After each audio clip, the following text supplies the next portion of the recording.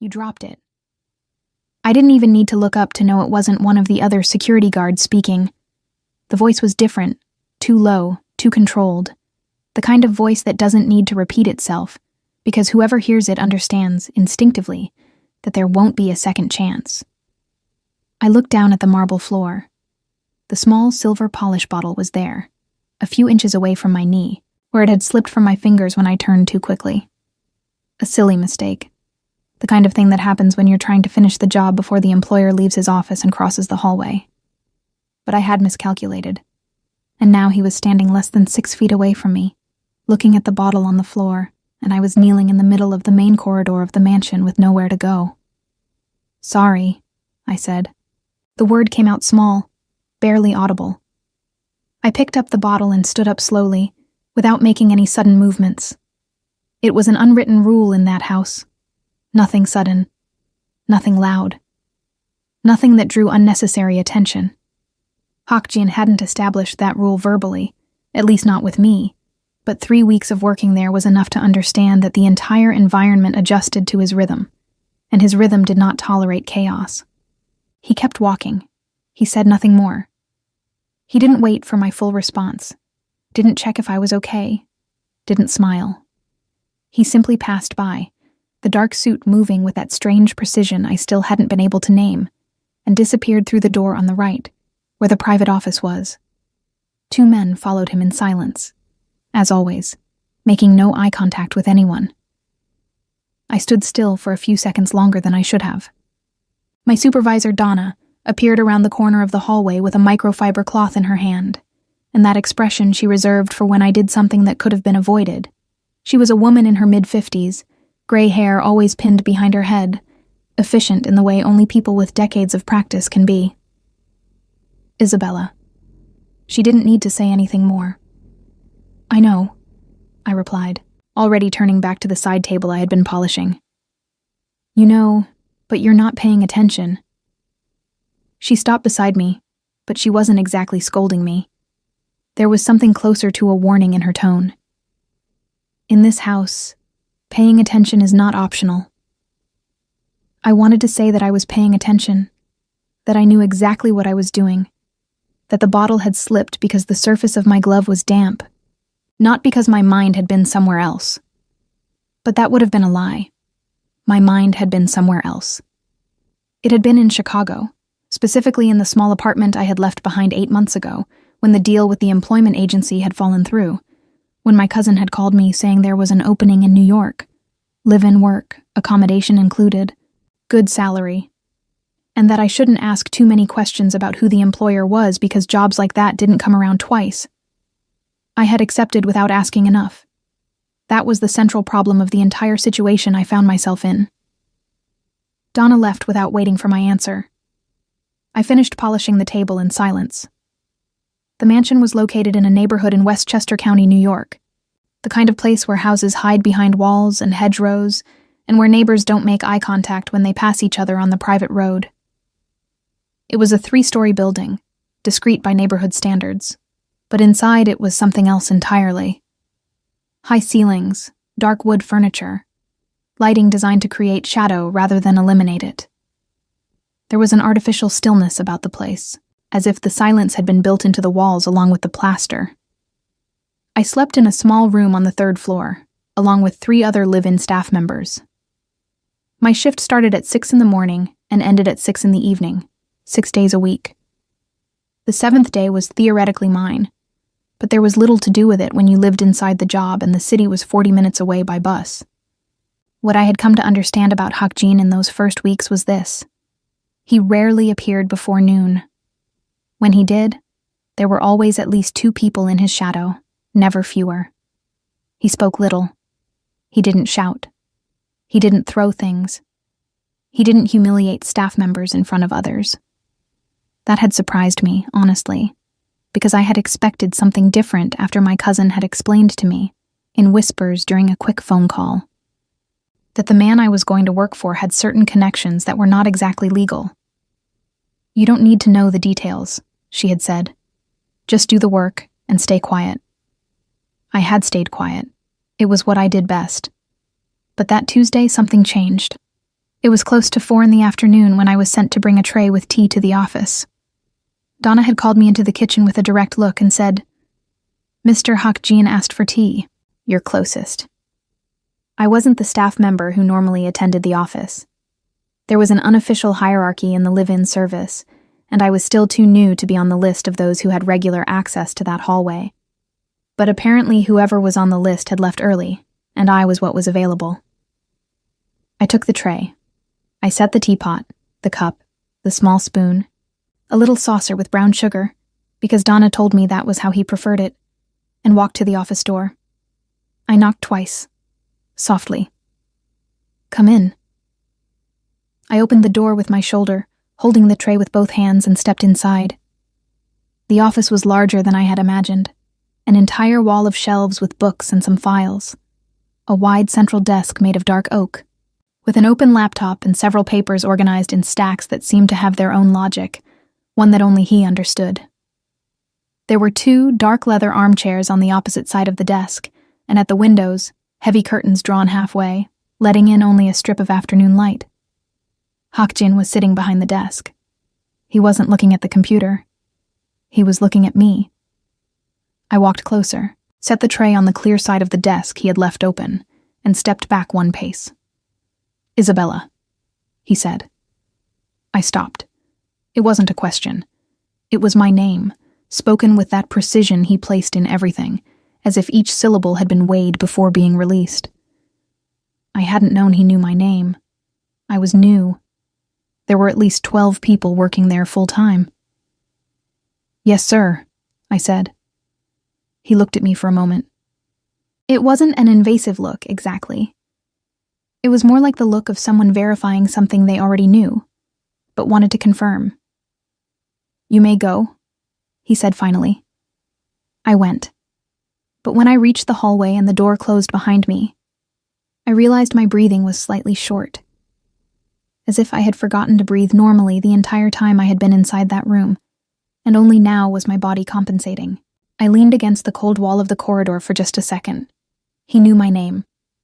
That small, specific piece of information sat in the center of my chest for the rest of the afternoon. Strange and uncomfortable, like a grain of sand inside a shoe that you can't remove without completely stopping whatever you're doing. That evening, after dinner was served and the kitchens were cleaned, I went up to the 3rd floor earlier than usual. My roommates were still downstairs, and the hallway was silent. I went to the small window in our room that faced the side garden and stood there looking out for no particular reason. There were 2 black cars parked at the side entrance that I hadn't seen before. A man in a suit was standing near the first car, looking at his phone. Another was standing near the gate, completely still. A visit, or business. I knew the difference. 3 weeks had been enough time for that. I stepped away from the window and sat on the edge of my bed. I took off my shoes and stared at my socks for a moment, thinking about Chicago, about the small apartment, about the laundry job that had closed, about the stack of bills I was paying with the salary wired to my account on the 1st of every month. I had come here out of necessity. I had stayed out of necessity, and I would remain here out of necessity, at least for a few more months, until I had enough money to start over somewhere with more options. That was the logic. It was a good logic. It was a logic that worked very well as long as I wasn't thinking about the way he had said my name, calm and direct, as if he had known for some time that there would be a moment when he would need to use it. The next morning started the same way every morning started in that house, with the sound of the side door being unlocked at 5:55, the low hum of the kitchen ventilation system coming to life, and the smell of coffee that Donna always had ready before any of us officially started our shift. I came downstairs with my hair pulled back and my uniform pressed, the same as always, and took my assignment sheet from the small board by the kitchen entrance. 3rd floor hallway, main staircase banister, east wing sitting room, routine work. The kind that lets your hands move on their own while your mind drifts somewhere else entirely, which was both a comfort and a problem, depending on what your mind decided to drift toward. I started with the banister because it was the longest task, and I preferred to get the difficult things done first. The wood was dark and ornate, carved with a detail that someone had clearly put real thought into decades ago, and it required a specific motion. Long, even strokes, no pressure on the joints, or you'd leave streaks, I had learned that the hard way in my first week, when Donna had come behind me and redone an entire section without saying a single word, which was somehow worse than being told directly. I was about halfway down the second floor when I heard voices coming from below. Not the usual low exchanges between staff. These were different. Sharper. Two men speaking in Korean, quickly. The words overlapping in a way that didn't sound like a casual conversation. I couldn't understand the language, but I didn't need to. The tone carried enough. I kept working. Eyes on the wood, hands moving. One of the voices got louder for just a moment. Not quite a shout, but close. And then cut off completely. The silence that followed was the kind that feels heavier than sound. I heard footsteps cross the entrance hall below, then a door closing firmly. Not slammed, just closed with more intention than necessary. Then nothing. I exhaled slowly and moved my cloth to the next section of the banister. 30 seconds later, Hakjin appeared at the bottom of the staircase. He didn't look up immediately. He was adjusting the cuff of his jacket with 2 fingers, the motion precise and unhurried, as if whatever had just happened in that room had already been filed away somewhere internal and dealt with. Then he looked up and saw me on the stairs above him. I froze for half a second before I could stop myself. He didn't react to my freezing. He just looked at me the same way he had the day before in the corridor, that steady, measuring look, and then started up the stairs. I moved to the far side to give him room to pass. He walked past me without a word, close enough that I could see the faint tension in his jaw, the only visible sign that something in the last few minutes hadn't gone exactly the way he intended.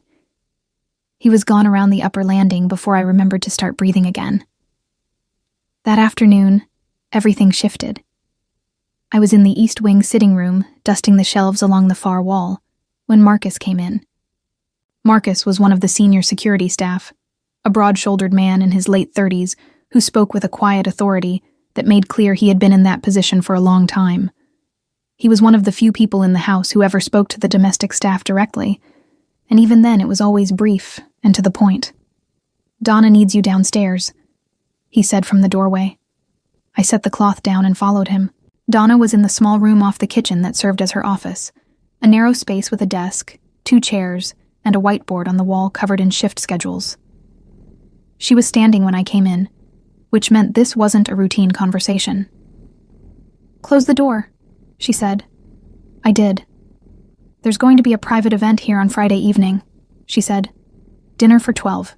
External guests. The house will need to be at a different standard than usual, and I need people I trust for the evening service." She looked at me steadily. "I'm putting you on the dining room." I waited to see if there was more.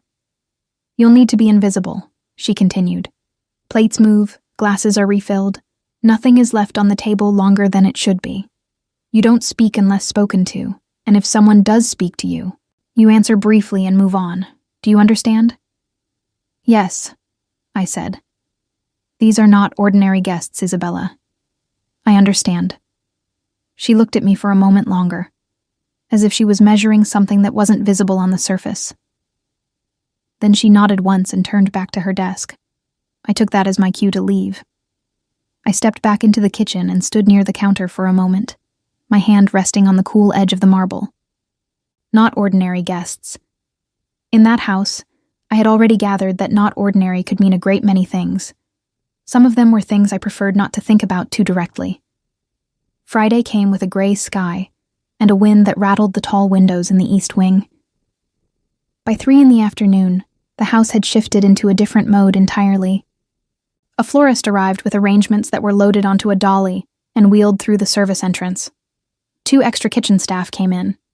People I hadn't seen before, efficient and silent, who moved around our regular team without introduction. The dining table, which I had helped extend that morning with 2 extra leaves, was being set by the time I finished changing into the formal version of the uniform. Black instead of the usual gray. White cuffs, everything pressed twice. The guests arrived at 7. I was in position near the sideboard, slightly behind the line of sight from the main seating area, when I heard the front entrance open. The sound of several pairs of shoes crossing the marble floor. Low voices. Then the doors of the dining room opened, and people began to enter, guided by Marcus and another member of the security team. I kept my eyes on the table, on the glasses, on the arrangement of silverware. But I noticed when Hakjin entered. It wasn't something I decided to notice. It was more that the room changed when he walked in. A subtle shift in how everyone else in it held themselves. The guests, men and women in expensive, understated clothing, arranged themselves around the table with the practiced ease of people who attended events like this regularly. But there was a particular awareness in the room when Hakjin took his seat at the center of the long side of the table. Not at the head. The center. From there he could see everyone, and everyone could feel that they were seen. Service began. I moved through the room with the careful efficiency Donna had trained into me over the past weeks. Dishes arrived from the kitchen, were placed, collected. Glasses were checked and quietly refilled when they reached a certain level.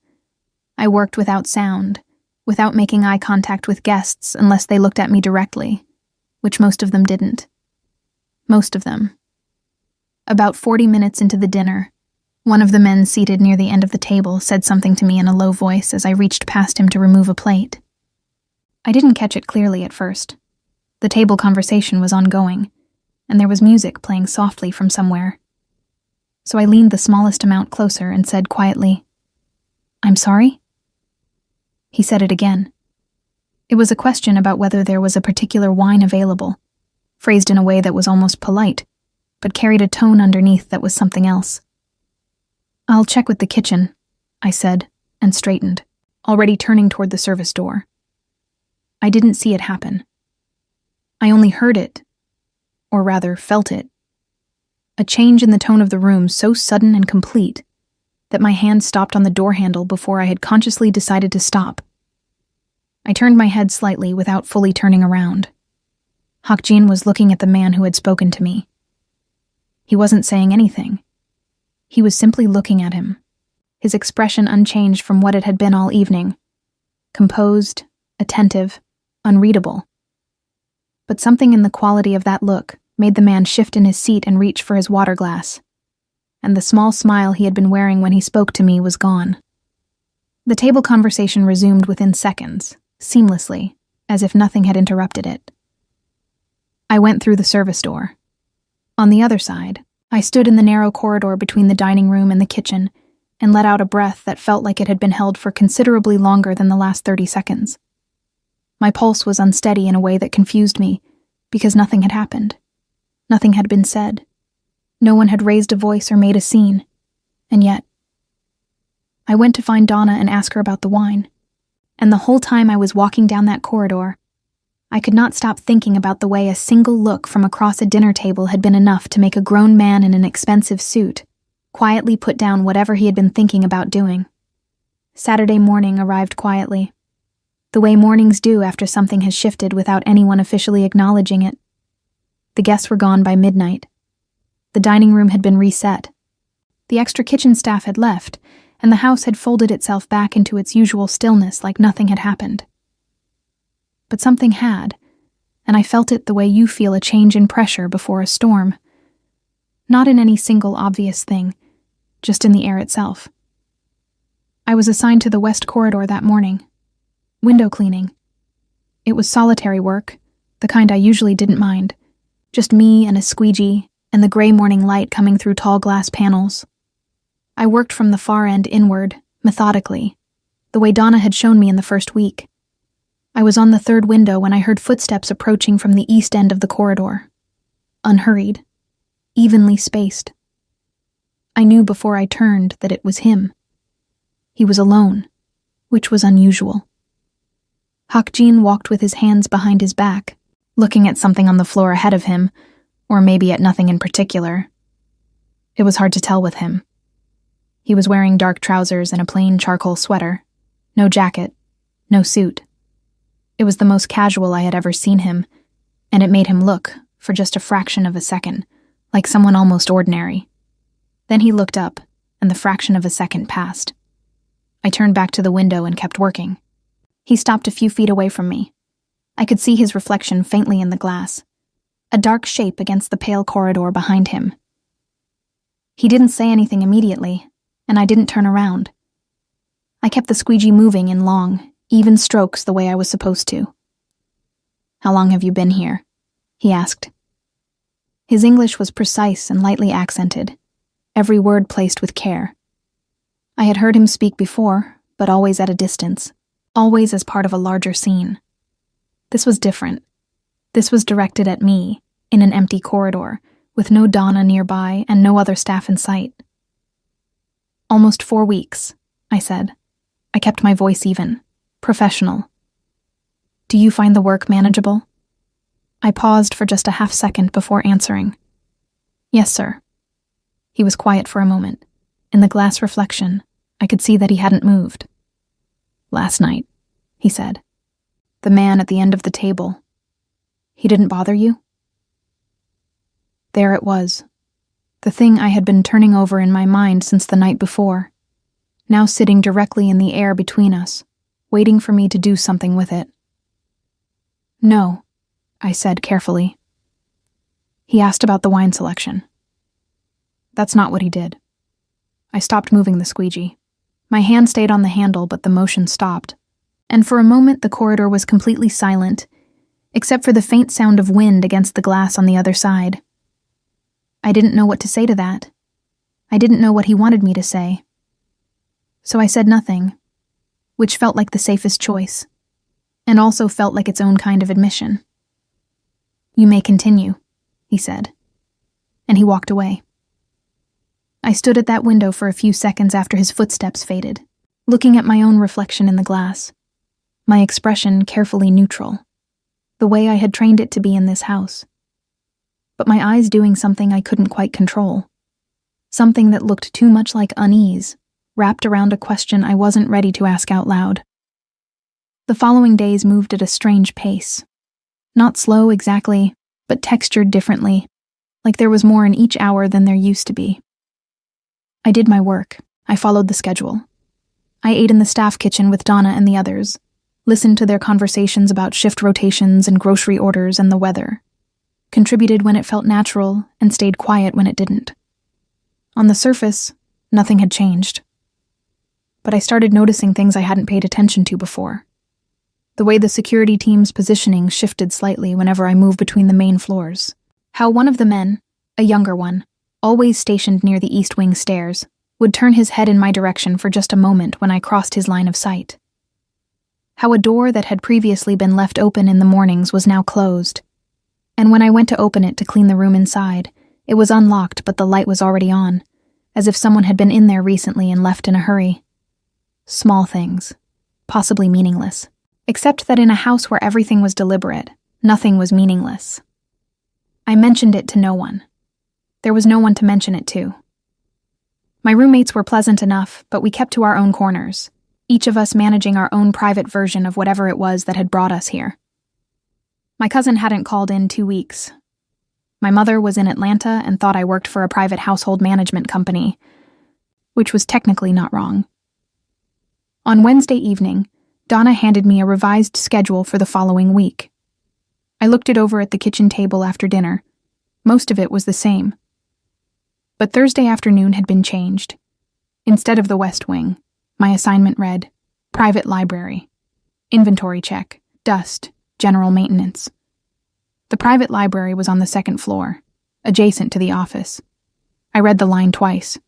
Then I looked up at Donna, who was writing something at her desk on the other side of the room, her back to me. I looked back down at the schedule. Maybe it was nothing. Libraries needed cleaning same as anywhere else. But the timing of it, right after what had happened in the corridor, right after what he'd said at the dining room door, sat with me in a way that ordinary scheduling didn't. Thursday arrived with a heavy, still quality to the air, the kind that settles over New York in late autumn, when the cold hasn't fully committed yet. I went to the private library at 2 p.m, with a small cart of supplies, dusting cloths, wood conditioner, a clipboard for the inventory sheet Donna had prepared. The library was smaller than the main sitting rooms, but felt more enclosed, more personal. floor-to-ceiling shelves on 3 walls, a reading table in the center, a single armchair near the window with a lamp beside it, angled just right for reading. The books were organized with a precision that was clearly intentional. Not decorative, not random, actually organized by someone who used them. I started at the far left shelf and worked my way along. I was supposed to note any damaged spines, any books that had been removed from sequence, any gaps in the existing arrangement. I moved carefully, not wanting to disturb the order of anything. I was near the middle of the second wall when the door opened. I turned around with the clipboard in my hand, expecting Donna, or maybe Marcus doing a routine check. It was Hakjin. He paused when he saw me, just briefly, a fraction of a second, and I realized he hadn't expected me to be here either. Or perhaps he had expected it, and the pause was something else entirely. With him, it was genuinely difficult to know. "I can come back," I said immediately. "No." He stepped inside and let the door close behind him. "Finish what you're doing." He went to the reading table, picked up a folder that had been sitting there, and stood looking through it. I turned back to the shelves and kept going with the inventory, my handwriting slightly less steady than usual on the clipboard sheet. For a few minutes, the only sounds in the room were the soft movement of pages and the quiet scratch of my pencil. "Your cousin arranged your placement here," he said, without looking up from the folder. My hand stopped on the clipboard. "Yes," I said. "Her name is Diana." It wasn't a question. He already knew. Of course he already knew. Donna would have the full employment records, and in this household, the employer would have reviewed them personally. Still, hearing my cousin's name said aloud in this room by this man made something in my chest pull tight in a way I hadn't anticipated. "Yes," I said again. "She did you a favor," he said, "and herself one at the same time." I didn't respond to that. I wasn't sure I was supposed to. There was something underneath those words that I sensed was important, but I couldn't see the full shape of it, only the edges, and reaching for something when you can only see the edges is how you cut yourself. He closed the folder and set it back on the table. "The inventory sheet," he said. "Leave it with Donna when you finish." "Of course." He walked to the door, opened it, then stopped, one hand on the frame, his back still to me. "Isabella. My name again, same as before. Quiet, precise. Be careful about which rooms you enter alone." He left before I could decide if that was a warning or something else. I stood in the middle of that library for a long moment, surrounded by shelves of organized books and the faint smell of wood polish, holding a clipboard with several lines left blank, trying to determine what exactly had just been placed in my hands, and whether holding it was safe. I didn't sleep well that night. Not because anything dramatic had happened. Nothing had. Not really. A conversation in a library. A sentence left open at both ends. A door closing behind a man who had said my name twice in a week, and both times made it sound like something that carried more weight than a name should reasonably carry. I lay on my side in the dark, listening to the sound of my roommate Maya's steady breathing from across the room, and thought about what he had said. Be careful about which rooms you enter alone. I had turned it over so many times by now that the words had started to lose their shape. The way a word does when you repeat it too many times, and it stops sounding like language, and starts sounding like something else entirely. Was it a warning about him? About someone else in the house? About the guests who came and went through those side doors late at night, whose names I never knew, and whose faces I tried not to look at directly? I didn't have an answer. What I had instead was the uncomfortable awareness that I was spending significant mental energy on a man I worked for, which was a habit I could not afford to develop. So I made myself stop. I closed my eyes, slowed my breathing deliberately, and waited for sleep to arrive. It took a long time. The next morning, something happened that made everything else feel smaller by comparison. I was in the kitchen just after 7, finishing my coffee before the shift properly began, when Marcus appeared in the doorway. He looked at me with a directness that was different from his usual manner, more focused, the kind of look that precedes information you aren't going to enjoy receiving. Someone tried to access the east gate last night, he said. After midnight. Used a staff code. I set down my cup. What code? He looked at me steadily. Yours. The kitchen felt very still. The ventilation hummed. Someone in the back was washing something at the sink, the water running loud and then quiet. I didn't leave my room last night, I said. I know. His tone was flat, but not unkind. The camera logs confirm it. You were on the 3rd floor from 9:43 p.m. until this morning. But someone had your access code, and they tried to use it at the east gate at 12:17 a.m. I felt a cold, specific kind of discomfort move through me. Not quite fear, but the precursor to it. The shape of something I didn't want to look at directly. How would someone have my code? I asked. That, Marcus said, is what we're trying to determine. He left after that, giving me nothing else. I stood in the kitchen for a moment after he went, my coffee cooling on the counter, my mind moving through the past 4 weeks with a new and unwelcome lens. Who had been close enough, consistently enough, to see me enter my code at the gate? We used it to come in through the side entrance on days off. I had used mine 3 times. Each time I had been alone, or thought I had been. I went to find Donna. She was already aware. She knew everything that happened in that house before most people did, which was either reassuring or unsettling depending on the moment. She sat me down in her narrow office and asked me, calmly and methodically, to walk her through every time I had used the gate code. I did. She wrote things down. She didn't tell me what she thought. She thanked me and said I should continue my regular schedule and not discuss this with the other staff. I nodded and went to do exactly that. But the rest of the morning was difficult to get through. My hands kept doing the work, folding, lifting, arranging, while my brain sat behind my eyes running its own separate operations, trying to figure out who in a house full of careful, quiet, professional people had been watching me carefully enough to take something as small as a 6-digit access code. At noon, I was called to Donna's office again. This time, Hakjin was there. He was standing near the small window, one shoulder against the wall, arms crossed loosely. He wasn't looking at the window. He was looking at the door when I walked in, as if he had been waiting for precisely the moment I arrived. Donna was at her desk, pen in hand, not writing anything.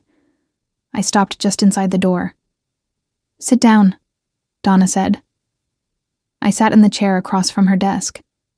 My back was straight without me having to think about it.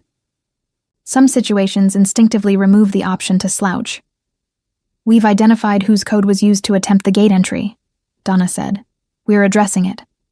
But the reason you're here is because the situation has implications for your security within the household." I looked at her. Then, despite myself, I looked at him. Hakjin was watching me with that same steady attention he always carried, and I still could not read it precisely. Not cold, not warm. Something more functional than either of those things. Like the attention of someone solving a problem that requires all available information before a decision can be made. "What kind of implications?" I asked. Donna glanced toward Hakjin briefly before answering, which told me the answer had been discussed before I entered the room. "Your current room assignment puts you in a shared space on the 3rd floor," she said. "Given what happened, Mr. Hakjin believes it would be more appropriate to move you to the East Wing." I sat with that for a second. The East Wing was the 2nd floor. Private, smaller rooms, 1 per person, reserved for senior staff. I had never even been inside that corridor outside of work hours. "That's not necessary," I said. "I'm fine where I am." "It's not a question," Hakjin said. His voice was quiet, completely calm. 2 words, and the conversation was over on that particular point. I looked at the floor for a moment. There was a very specific quality to not having a choice inside a situation that was presented as consideration for your welfare, and it sat with me in a place I couldn't immediately name. Not anger, not exactly. Something more complicated. "When?" I asked. "This afternoon," Donna said. After your shift. I moved my things at 5:30. It didn't take long. I hadn't accumulated much in 4 weeks. 2 changes of uniform, my personal clothes folded into the same bag I had arrived with, my phone charger, the small framed photograph of my mother I kept on the nightstand. Maya watched me pack without asking questions, which I appreciated more than I could have explained. The room in the East Wing was small, but entirely my own. A single bed, a window that faced the rear garden, a wardrobe, a desk. There was a small bathroom adjacent that I would share with only one other person, senior staff on the other side. The floor was quiet. The walls felt thicker somehow, the outside sounds more muffled. I sat on the edge of the new bed and looked around the room. It was nicer than where I had been. Quieter, more private, genuinely more comfortable. And that fact bothered me in a way that a less comfortable arrangement might not have, because it was easier to maintain a clear sense of your own situation when nothing about it felt like something you might choose for yourself. Someone knocked on the open door. I looked up. It was Marcus. "There's a new access code for your gate entry," he said, handing me a folded piece of paper. "Different sequence, only yours. Don't write it anywhere." "Understood," I said. He left. I unfolded the paper, looked at the 6 digits, then folded it back up and held it in my hand. The house was very quiet around me. Downstairs somewhere, the muffled cadence of what sounded like a phone call in another language reached up through the floor and dissolved before it arrived fully formed. The rear garden outside my window was dark, just the faint shape of the hedgerows visible against the night sky. I thought about calling my cousin. I thought about it seriously, sitting there on that bed with my unopened bag beside me, for a solid 3 minutes. I wanted to ask her what exactly she had gotten me into, what the other side of the favor she had done herself actually looked like, and whether she had known before she made the call to me that this particular household was not a place you left simply because your contract ended. But I didn't call her. Because some part of me, quiet and uncomfortable, and not quite honest with itself yet, was not entirely sure that leaving was what I wanted. That thought frightened me more than the gate incident had. I put my phone face down on the desk, unpacked my bag with deliberate, methodical movements, and went to bed at 9 o'clock. Outside, somewhere on the ground floor, I heard a door close. Firm and final, the way only one person in that house closed doors. I pulled the blanket up and stared at the ceiling until my eyes finally gave out. 3 days passed without anything remarkable happening, which in that house felt more suspicious than reassuring. I did my work. I learned the East Wing's rhythms, which floorboards creaked, how the heating ticked on at 6 a.m. and again at 9 p.m., the exact angle of morning light that came through my window and moved across the desk by 8:30. Small things, the kind of details you absorb when a place starts to feel less temporary, which was itself a detail I tried not to think about too directly. On the 4th day, Donna told me that the staff member whose negligence had exposed my access code had been dismissed. She said it in the same tone she used to announce schedule changes. Straightforward, no drama, already resolved. She didn't tell me who it was. I didn't ask. In this house, asking for details about things that had already been handled was the kind of habit that served no one. I said thank you and went back to work. But that afternoon, something happened that none of the previous weeks had prepared me for. I was in the East Wing corridor, returning my supply cart to the storage room at the far end, when I heard voices coming from behind the closed door of the room adjacent to mine. Not raised voices. Nothing in that house was raised. But urgent. The way a conversation sounds when the people having it are choosing their words under pressure. I couldn't make out what was being said. I wasn't trying to. I moved my cart past the door without slowing down, eyes forward, the way Donna had trained me. But as I passed, the door opened. A man I had never seen before stepped out into the corridor. He was older than Hawk Jean, with a thick build and the kind of face that had been arranged by decades of knowing exactly how much power it represented. He looked at me with a flat, assessing expression, the kind that takes inventory without interest. Behind him, Hawk Jean appeared in the doorway. He looked at the man, then at me. Something moved through his expression so quickly, I almost missed it. Not alarm, not quite, but something adjacent to it, gone before it fully arrived. "Back to the storage room," Hakjin said, and it took me a full second to realize he was speaking to me. I turned and kept walking with the cart. Behind me, I heard him speak to the other man in Korean, low and controlled, the conversation resuming as the door closed again. In the storage room, I stood with both hands on the cart handle and waited for my pulse to settle. There had been something in the way he looked at me when that door opened, something that was not about work, not about schedules or access codes or which corridor I should be cleaning, something that I couldn't name without stepping into territory I had been carefully avoiding for the past several weeks.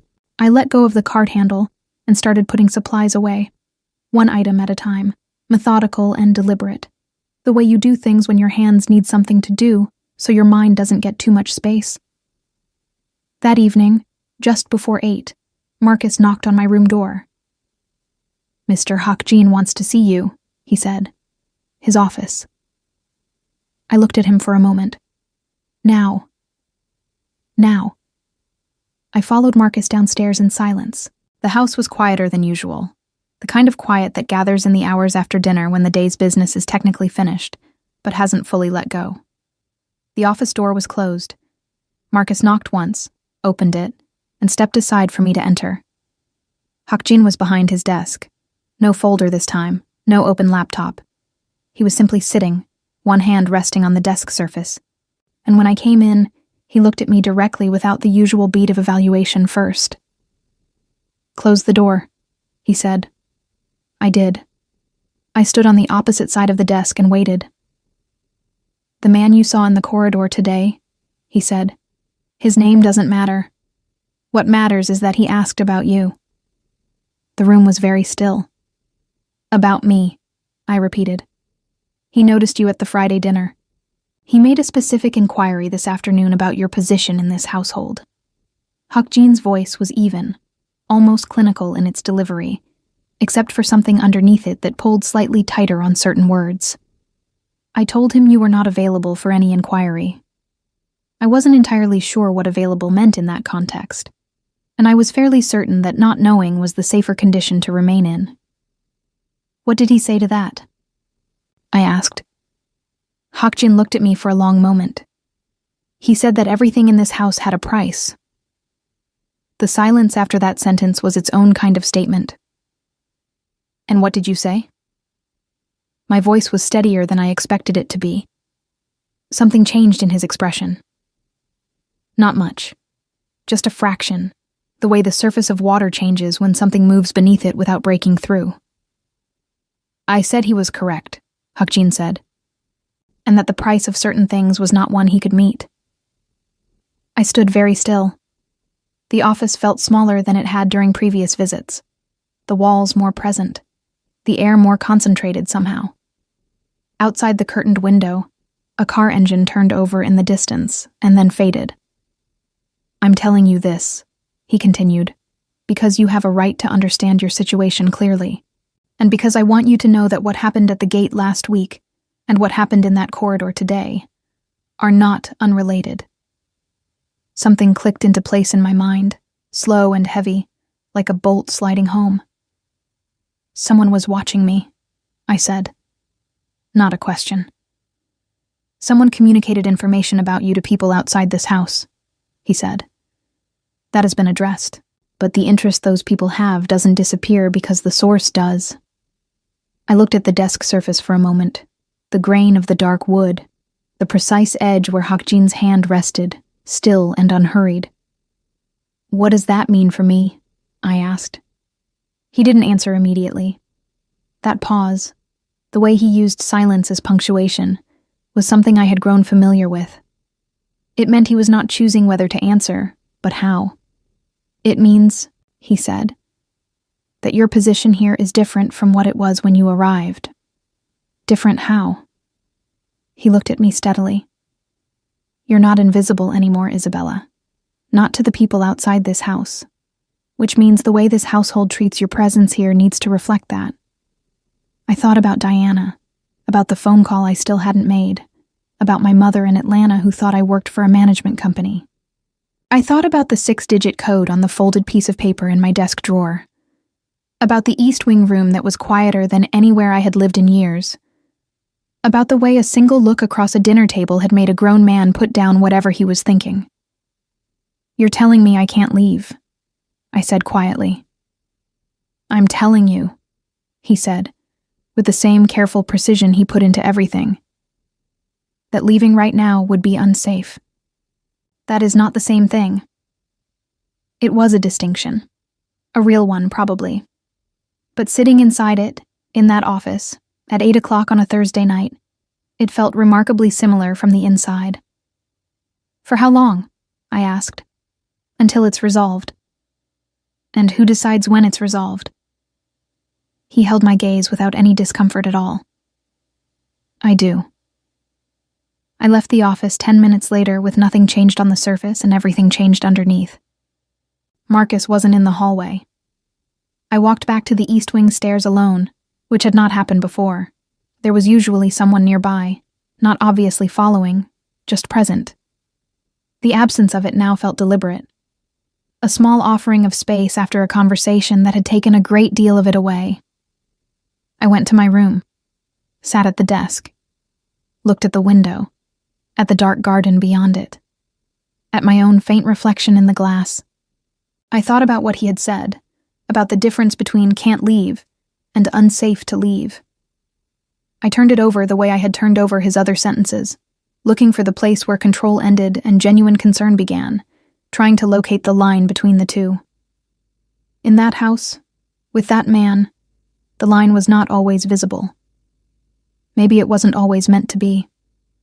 But here was the thing I kept arriving at, no matter which direction I approached it from. And this was the part I was least comfortable admitting, even to myself, in the privacy of my own room at night. I believed him. Not completely, not without reservation, not in the uncomplicated way that belief usually works, but in the specific limited way that you believe someone when their actions have consistently matched their words over enough time for a pattern to become recognizable. He had not lied to me once in the weeks I had been here. He had said very little, but what he had said had been true. That was not nothing. In the situation I was in, that was actually quite a lot.